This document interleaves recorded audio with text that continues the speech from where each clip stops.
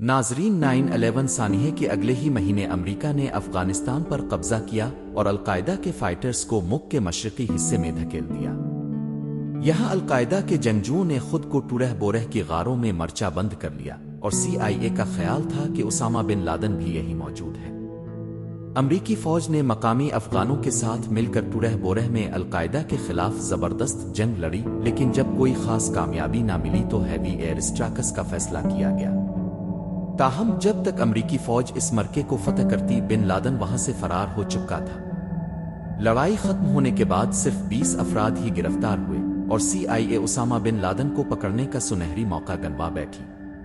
مگر CIA کو یہ معلوم نہیں تھا کہ ان 20 افراد میں سے ایک آدمی ایسا تھا جو بن لادن تک پہنچنے کے راستے کو کھول سکتا تھا۔ یہ شخص محمد القحطانی تھا، جو گرفتار ہونے سے پہلے CIA کے لیے ایک نیا نام تھا۔ اس نے خود پر القاعدہ سے تعلق ہونے کی تردید کی اور کہا کہ وہ افغانستان میں شاہینوں کے شکار کے لیے آیا ہے۔ مگر جب CIA نے اس کے فنگر پرنٹس چیک کیے تو وہ ان کے سسٹم میں میچ کر گئے۔ 9/11 کے سانحے سے چند ہفتے پہلے ایک شخص نے اورلینڈو انٹرنیشنل ایئرپورٹ پر امریکہ میں داخل ہونے کی کوشش کی تھی۔ اس کے پاس $2,800 کیش اور ایک طرفہ ٹکٹ تھا۔ کسٹمز ایجنٹ نے اسے شک کی بنیاد پر امریکہ میں داخل ہونے کی اجازت نہیں دی اور اسے واپس بھیج دیا گیا۔ یہ شخص کوئی اور نہیں بلکہ ٹورہ بورہ کی غاروں سے پکڑا جانے والا القحطانی تھا، جس کے فنگر پرنٹ CIA کے سسٹم میں پہلے سے موجود تھے۔ محمد القحطانی کا القاعدہ کے ساتھ تعلق جوڑنے کے لیے CIA کے پاس ایک اور وجہ بھی تھی۔ اسی دن اور اسی وقت جب اس نے امریکہ میں داخل ہونے کی کوشش کی، اورلینڈو ایئرپورٹ کے فون بوتھ سے UAE میں موجود القاعدہ کے ایک ٹیلی فون نمبر پر کال کی گئی تھی۔ چونکہ القحطانی اس وقت ایئرپورٹ پر ہی تھا، اسی وجہ سے CIA کو شک ہوا کہ یہ فون کال کسی ایسے شخص نے کی تھی جو القحطانی کو ریسیو کرنے آیا تھا، یعنی اس کا ساتھی۔ فون کال کے علاوہ FBI کو اسی دن اورلینڈو ایئرپورٹ کی پارکنگ میں ایک لاوارث گاڑی بھی ملی۔ یہ گاڑی محمد عطا نے کرائے پر لی تھی، وہی محمد عطا جس نے 9/11 حملے میں امریکن ایئر لائنز کی فلائٹ 11 کو ورلڈ ٹریڈ سینٹر کے شمالی ٹاور سے ٹکرایا تھا۔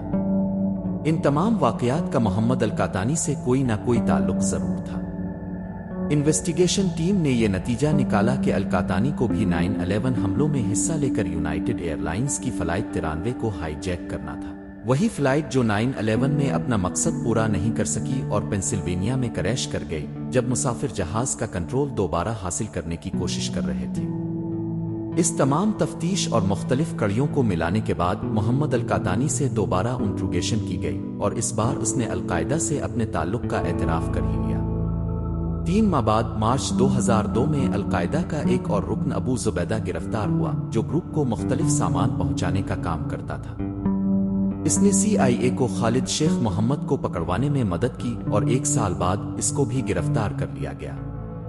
خالد شیخ محمد القاعدہ کا کمانڈر تھا، جس نے 9 نومبر حملوں کی منصوبہ بندی کی تھی۔ محمد القحطانی نے CIA کو بتایا کہ 9 نومبر حملوں سے صرف 2 مہینے پہلے جولائی 2001 میں خالد شیخ محمد نے اس کو ایک ایسے شخص سے ملوایا جو اس وقت CIA کے لیے ایک نیا نام تھا، ابو احمد الکویتی۔ ابو احمد الکویتی وہ شخص تھا جس نے کیتانی کو تربیت دی تھی۔ یہ ساری معلومات CIA کو القاعدہ کا ڈھانچہ سمجھنے میں مدد تو دے رہی تھی، لیکن یہ اسامہ بن لادن تک پہنچنے کے لیے کافی نہیں تھی۔ CIA نے ہر ممکن کوشش کر لی، لیکن اسامہ بن لادن تک پہنچنا تو دور کی بات، اس کے بارے میں کوئی معلومات بھی نہیں مل رہی تھی۔ اس کے فیملی ممبرز پر بھی نظر رکھی گئی، لیکن کسی کا بھی بن لادن سے رابطہ نہیں تھا۔ CIA کو صرف اتنا معلوم تھا کہ بن لادن جہاں کہیں بھی ہے، وہاں سے پیغامات بھیج رہا ہے۔ آنے والے سالوں میں اسامہ بن لادن کی آڈیو ٹیپس ریلیز ہوئیں اور یہ سمجھا جانے لگا کہ وہ صرف القاعدہ کی قیادت سے رابطے میں ہے۔ اب CIA کی حکمت عملی القاعدہ کے کورئر نیٹ ورک کو تلاش کرنا تھی، یعنی وہ نیٹ ورک جو اسامہ بن لادن سے پیغامات لے کر انہیں القاعدہ کے دوسرے لیڈرز تک پہنچاتا ہے۔ جنوری 2004 میں کرد سیکیورٹی فورسز نے حسن گل نامی شخص کو گرفتار کیا، جس کے پاس سے اسامہ بن لادن کا ایک خط ملا۔ حسن گل کو CIA کے حوالے کر دیا گیا، جہاں اس نے تفتیش کے دوران بہت اہم راز افشا کیے۔ اس نے بتایا کہ ابو احمد الکویتی بن لادن کا ذاتی کوریئر ہے۔ جی ہاں، وہی ابو احمد جس نے محمد القحطانی کو بھی تربیت دی تھی۔ اب تفتیش کا سارا فوکس ابو احمد کی طرف منتقل ہو جاتا ہے اور تفتیشی ٹیم کو القاعدے میں اس کے کردار کے بارے میں مختلف معلومات ملنا شروع ہو جاتی ہے۔ حسن گل کے مطابق ابو احمد کا القاعدے میں کافی بڑا کردار تھا، جبکہ خالد شیخ محمد کا کہنا تھا کہ ابو احمد کا بڑا کردار نہیں ہے بلکہ وہ ایک ریٹائرڈ ممبر ہے۔ اگلے سال ابو فراج اللبی بھی گرفتار کر لیا گیا۔ یہ خالد شیخ محمد کے بعد القاعدے کا کمانڈر تھا اور اس نے بھی ابو احمد کے بڑے کردار سے انکار کر دیا۔ CIA نے اب تک جتنے بھی القاعدے کے ممبرز سے تفتیش کی تھی ان سب کا ابو احمد کے بارے میں ملا جلا رائے تھی۔ CIA کے پاس ابو احمد الکویتی کے نام کے علاوہ اور کوئی ٹھوس معلومات نہیں تھی، اور مزید یہ کہ یہ اس کا اصلی نام بھی نہیں تھا۔ اس کے نام کا مطلب تھا احمد کا باپ کویت سے۔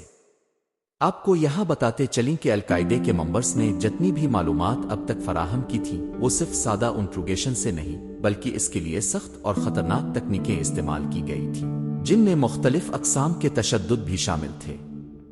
اگلے 2 سالوں تک CIA نے ہر ممکن کوشش کر دیکھی، لیکن نہ تو ابو احمد الکویتی کا پتہ چلا اور نہ ہی اسامہ بن لادن کا، بلکہ نئی معلومات کسی دوسرے خفیہ ادارے سے ملی۔ 2008 میں CIA کو ابو احمد کی اصل شناخت کے بارے میں ایک اطلاع ملی جو کہ CIA کے اپنے نیٹ ورک سے نہیں آئی تھی۔ اس معلومات سے پتہ چلا کہ ابو احمد کا اصل نام ابراہیم سعید احمد ہے اور یہ ایک پاکستانی ہے جس کی فیملی کویت منتقل ہو گئی تھی۔ پچھلے 2 سالوں میں ان کو صرف اس کا اصل نام معلوم ہوا تھا، لیکن اس کو پکڑنے میں مزید کچھ سال لگنے والے تھے۔ CIA نے اپنا سارا فوکس ابراہیم سعید عرف ابو احمد الکویتی کو ٹریک کرنے میں لگا دیا۔ کویت سمیت دیگر مشرق وسطی کے ممالک سے پاکستان آنے والی تمام کالز کو ٹیپ کیا جانے لگا، اس امید پر کہ شاید ابو احمد کا سراغ مل سکے۔ لاکھوں فون کالز مانیٹر کرنے اور 3 سال کی محنت کے بعد جون 2010 میں ان کو ایک فون کال پر شک ہوا۔ وہ عربی اور پشتو میں گفتگو کر رہے تھے اور دوران گفتگو پاکستان میں موجود شخص نے ایک سوال کے جواب میں کہا کہ میں انہی لوگوں کے ساتھ ہوں جن کے ساتھ پہلے ہوتا تھا۔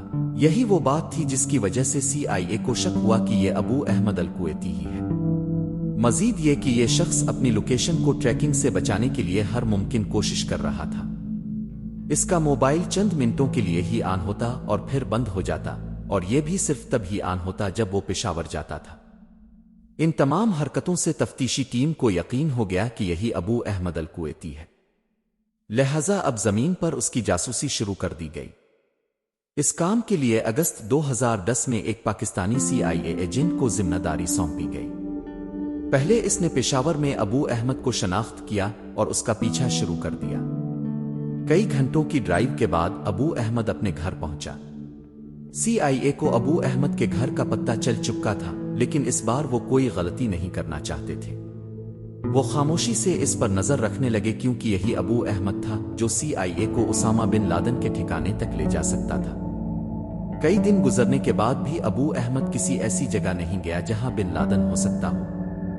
تبھی CIA کو شک ہوا کہ شاید بن لادن کہیں اور نہیں بلکہ اسی کمپاؤنڈ میں ابو احمد کے ساتھ ہی رہ رہا ہے۔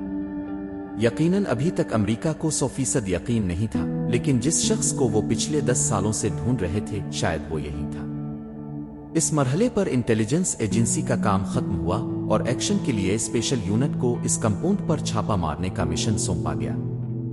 1 مئی 2011 کو رات 11 بجے 2 بلیک ہاک ہیلی کاپٹرز افغانستان کی جلال آباد ایئر فیلڈ سے ٹیک آف کر کے ایبٹ آباد میں بن لادن کے کمپاؤنڈ کی جانب روانہ ہوئے۔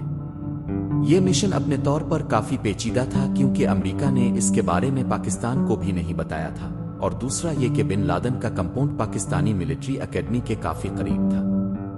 اسی وجہ سے اس مشن میں جو ہیلی کاپٹر استعمال کیے گئے ان میں سیکرٹ اسٹیلتھ ٹیکنالوجی نصب تھی، یعنی وہ پاکستانی ریڈارز پر نظر نہیں آئیں گے۔ یہ آپریشن 40 منٹ کے لیے پلان کیا گیا تھا، لیکن نیوی سیلز نے پہلے 15 منٹ میں ہی اسامہ بن لادن کو بلڈنگ کے 3 فلور پر ڈھونڈ کر ہلاک کر دیا۔ باقی وقت ان کا بن لادن کے گارڈ سے لڑنے میں صرف ہوا، اور پورے 38 منٹ کے بعد وہ کمپاؤنڈ سے باہر نکلے۔ واپسی پر ایک ہیلی کاپٹر کو ایمرجنسی لینڈنگ کرنا پڑی، جس کی وجہ سے وہ دوبارہ ٹیک آف نہیں کر سکا۔ اسی لیے پہلے اس ہیلی کاپٹر کو تباہ کیا گیا اور اسامہ بن لادن کی لاش سمیت سب کو ایک ہی ہیلی کاپٹر میں واپس جانا پڑا۔